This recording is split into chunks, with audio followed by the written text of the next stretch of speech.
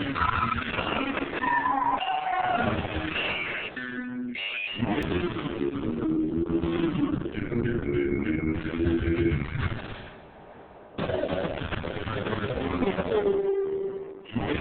the show this week, it's all about the good stuff. Styling, comfort, tech or performance, the new 5 has it all. And we also bring you all the action from the 2017 Geneva Motor Show.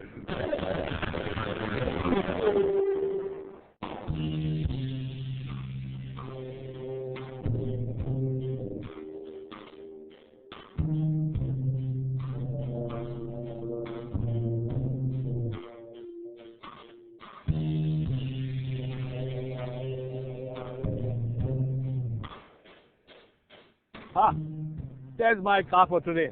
The all-new high-tech BMW 5 Series. As you can see, it's driven out to meet me. But that's enough self-driving for today. BMWs are meant to be driven, and that's exactly what I'm going to do.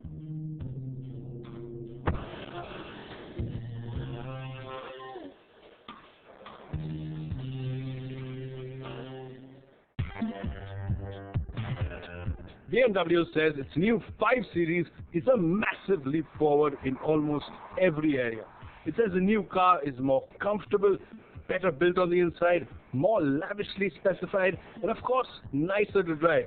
And that's a huge improvement over the earlier car, which frankly drove like anything but a BMW. So just how much better is it? And just how good is this car on our weather-beaten roads?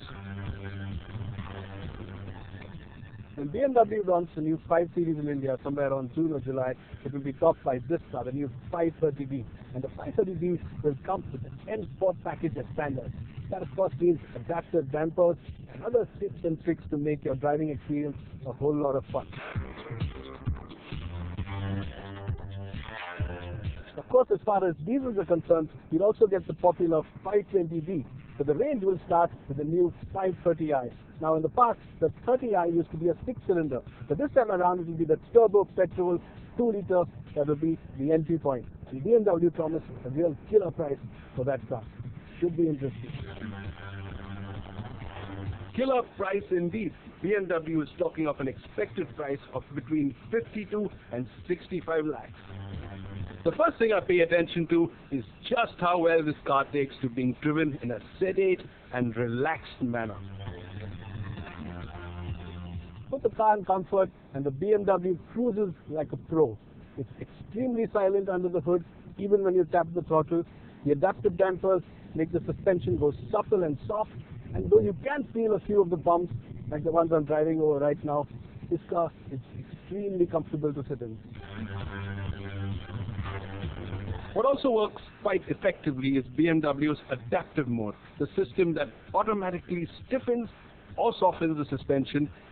So ride is soft and supple when you want it to be, and then when you want to put your foot down, the car senses it and stiffens up quite nicely. When it comes to driving pleasure, BMW has absolutely nailed it. This car is compact, agile, really fun in corners. The steering is so accurate and precise, it just shrinks around you like a 3 Series or something even smaller. It just is an absolute hoot to drive. The brakes offer a tremendous amount of feel as they get into the corner, allowing me to brake as late as I dare, and there's enough grip coming from the 4 wheels to give me plenty of confidence. The best bit, however, is that I'm forever looking to add more power as I exit corners. No way does this feel like a car that's close to 5 meters in length. What BMW has also got spot on is the new 6-cylinder diesel. Unlike a regular diesel, the faster you spin this one, the stronger it pulls. There's no sudden explosion of torque, just one strong linear wave of acceleration. Of course, what sets this diesel apart is that it's an absolute riot even when you drive it hard. Put it in sport, select manual, and it will pull all the way to 5,600 RPM. It's just unreal. It really does have the ability to pin you in the back and keep you there. 265 horsepower, 0 to 100 in a claimed 5.7 seconds. That's serious performance. And this new motor is also more refined. The mid-range is smooth, like the engine's gargling rubber bullets instead of ball bearings, and at low engine speeds, it's much quieter too. While the new 5 is fabulous to drive, a lot of the owners will occupy the rear seat, and that's what I evaluate next.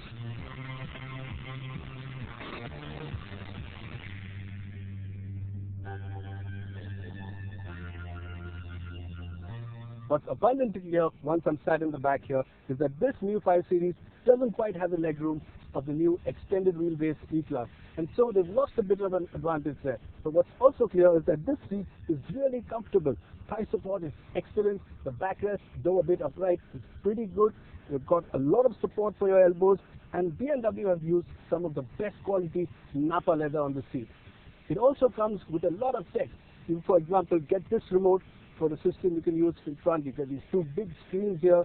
There's a blower control here, cup holders. It has the works. BMW, however, gets its own back once you go up front. The larger front seats are more supportive and comfortable. Quality levels are a notch higher. And though I looked and looked, there are just no poorly built bits here. The new 5 is better equipped too. The instrument panel is all digital. The central screen is of a higher quality. The touch functions work beautifully, and the new 5 even gets a few delight features from the 7, like gesture controls. Some of the buttons, however, are a bit small and fiddly to use, especially if the car is on the move. That's a BMW. And that, my friends, is a spare tire. Yeah, they've actually built this enclosure especially for the Indian market. A space saver goes in here, and you do lose a little bit of space, but at the end of the day, you have a spare, and that's worth its weight in gold. I've just spent the day with BMW's tech-laden new 5 Series, and what a car it is. On the one hand, it's a BMW, and they've taken it to the next level when it comes to driving. The steering is absolutely brilliant. It's got this lovely big 3-liter diesel that's got tremendous punch, and the chassis, the way they put it together, it's sporty, it's fun, it's pretty incredible. So the new 5 isn't just about driving pleasure. BMW has stuffed it to the gills with technology, and the quality on the inside is exquisite. Yes, when it comes to India in June or July, it will be expensive. This top-of-the-line car will be around 65 lakhs. And compared to the new E-Class, the long wheelbase, it doesn't quite have the legroom in the back. But put it all together, the driving pleasure, the technology, the quality, and this new 5 really does remind me of a baby 7 Series. It really is that good. Stay tuned. On the other side of this break, we bring you all the good stuff from Geneva. Hello and welcome to the 2017 Geneva Motor Show. This is the Autocar team reporting from the show floor. Nikhil, what are you looking forward to in this year's show? Well, there's a lot. Again, starting from the lower end, there is the Maruti Swift, which is obviously going to be very interesting for us. The Tata Racemo, again, big stuff.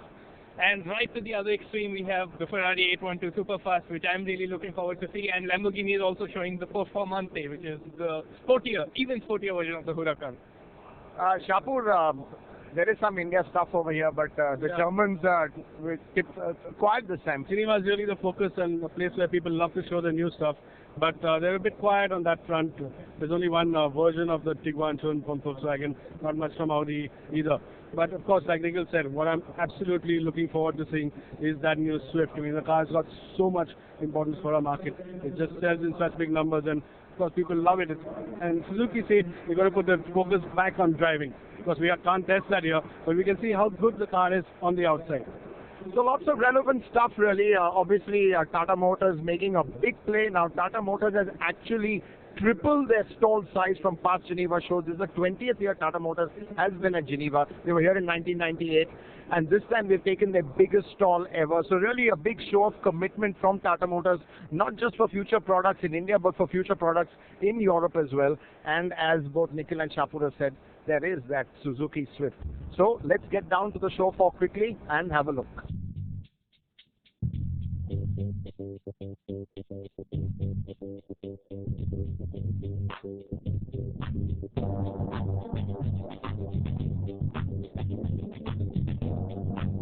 Now, the most relevant car at the Geneva Motor Show in 2017 is obviously the Swift, a huge seller in India, and this is an all-new car, started from scratch. Now, the platform is shared with the Baleno. It has some things in common, and that means it's extremely light. The lowest weight of this car, 840 kilos. Now, we're seeing the car for the first time in the flesh. Let's take a closer look. Now, this new Swift is quite different looking from the earlier car. A big evolution, a big change from the earlier car. The nose is the biggest difference, the floating nose. It's got a Jaguar F-Type like nose. Of course, the headlights are very like the Swift and keep the identity of the car. And so too the blacked out A, B and C pillars. But there's a new element here. The door handles in the C pillar make it quite different and give it a nice clean body line here. And that makes it easy for you to see the cuts that run right across the car on both sides. Quite nice. Now, the Swift has never been famous for legroom in the rear and comfort in the back, but here you have a decently long seat, good enough support, you stand at a good height, nice headroom, and wow, even legroom. I mean, whenever we had that in the Swift, something different, something nice. And the other problem the Swift always had was that it had a tight boot. It was pretty small. Now, here on the new car, you're going to have no such complaints. Loads of space, really nice and wide. You can split the seats, and that gives you plenty of flexibility and a lot of space. Two big bags will go easily in here.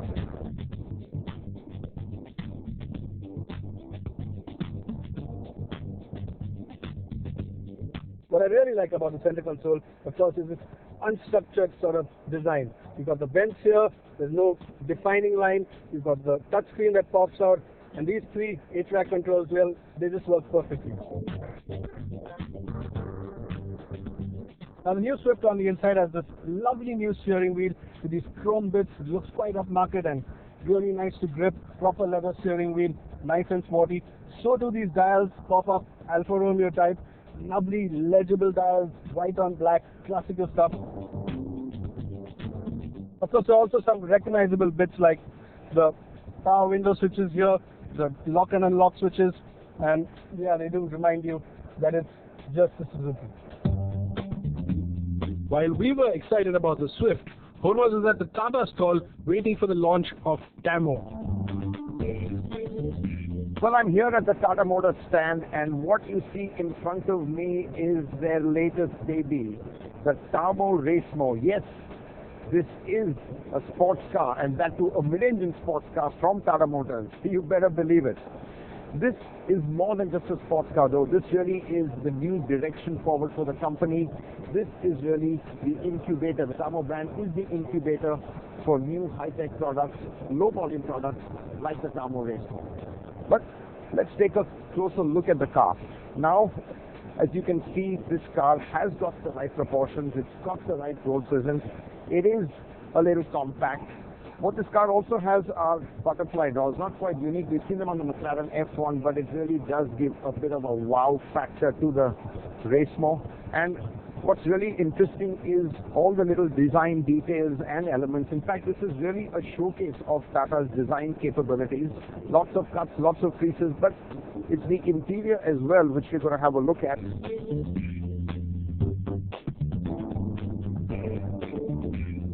Well, I'm not sure how much of this is really going to make it into production, because you've just got 3 LCD screens over here.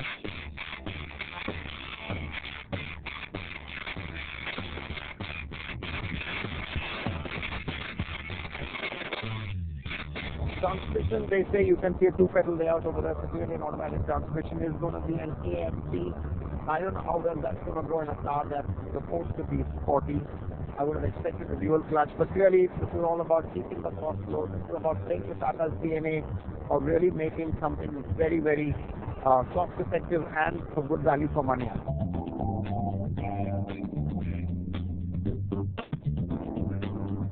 Just look at the design and styling. This car really stands out, and you can expect it to turn heads on Indian roads. And Tata Motors has promised that it will be available sometime in this financial year. And the price, they haven't revealed that, but we think it's going to be not more than 25 lakhs. From Tata, it's over to another player that's been making waves with its new form and styling. It's Volvo. And it's over to Nikhil now. Now, one of the big reveals at the 27th Geneva Motor Show was of this, the new Volvo XC60. Now, this is a crucial car for Volvo because it is its most successful car. Now, the XC60 is built on Volvo's new SPA platform, which also underpins the XC90. So, this is a car with a good base to build upon. It will be sold with 2-litre petrol and diesel engines, and there is also scope for hybridization. Now, India is likely to get the car by the end of the year, and there's going to be lots to look forward to. Let's see it in a bit more detail. The front is characterized by the smart headlight with the Thor's hammer detailing, and the shape of the tail links it to the old XC60.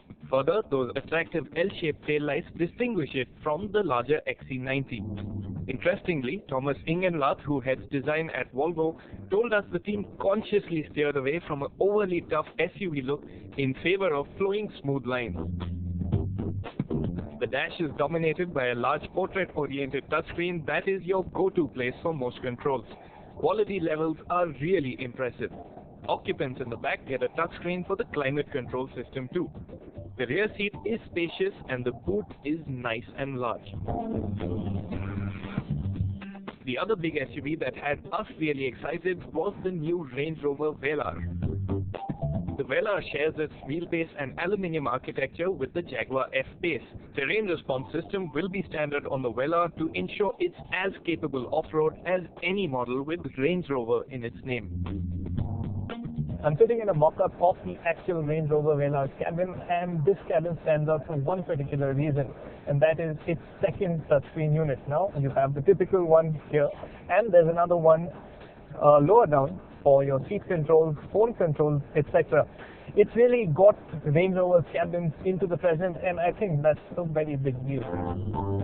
Rear seat occupants are guaranteed a good deal of space and luxury, but there will not be any 7-seat versions of the Vela.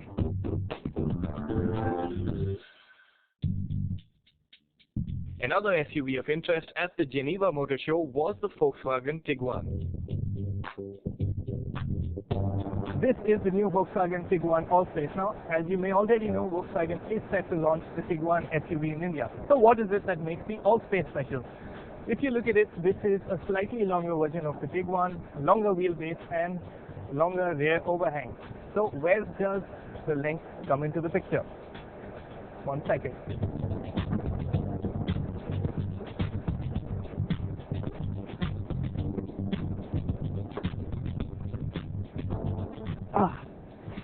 So that is what makes the All-Space special. It's got a third row of seats.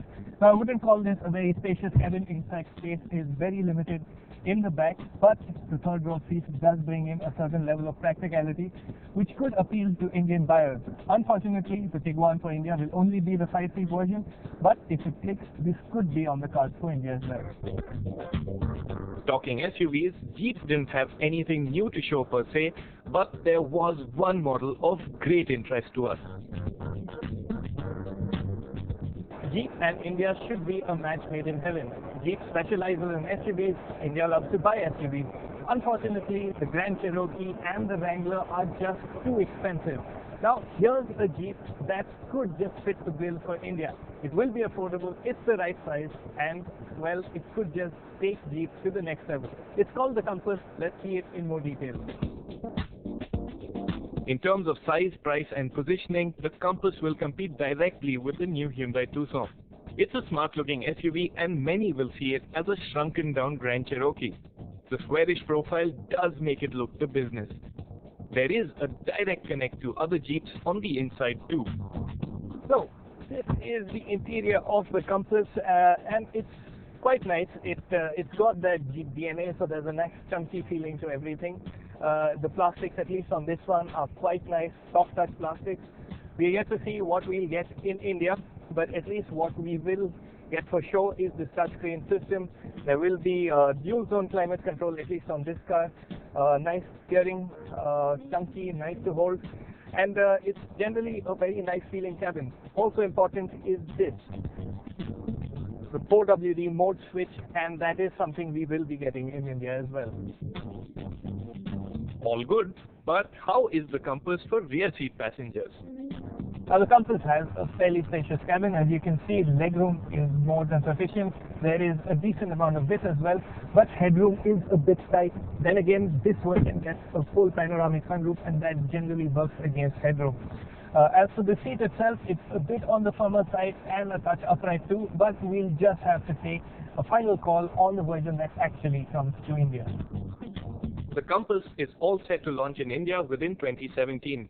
Engine options will include a 170 HP 2-litre diesel as well as a 1.4-litre petrol engine, both of which are likely to be offered with manual and automatic gearboxes.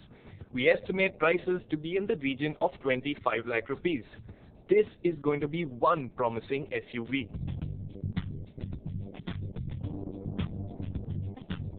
Well, I'm at the Kia stall at the Geneva Motor Show, and behind me is the 2017 Picanto. Now, Kia isn't in India yet. They are planning a big launch in this market in the next couple of years, and it's likely one of their main models would be this, the Picanto, which really goes up against the Hyundai Grand i10. A lot of sibling rivalry between Hyundai and Kia. A lot of shared mechanicals as well. Lexus had a rather large display at Geneva too, but the one car everyone had their eyes on was the new LS 500H. Now this behind me is the all-new Lexus LS 500H. This is the flagship of the Lexus range. If you recall, the LS is the model that made Lexus in the early 1990s. So it's an all-important car. Now Lexus has gone all out with this one, and as you can see, they've gone for a very radical look this time around. The Z-shaped headlamp, that radical grille, it's got a very gangster air about it. The Lexus brand launches in India soon, and the new LS is sure to be part of the range within a year. There was a lot else to see at the Geneva Motor Show 2017, and the good thing is a lot of the cars on display look set to make the journey from the show floor to the showroom floor in the very near future. That is a very good thing.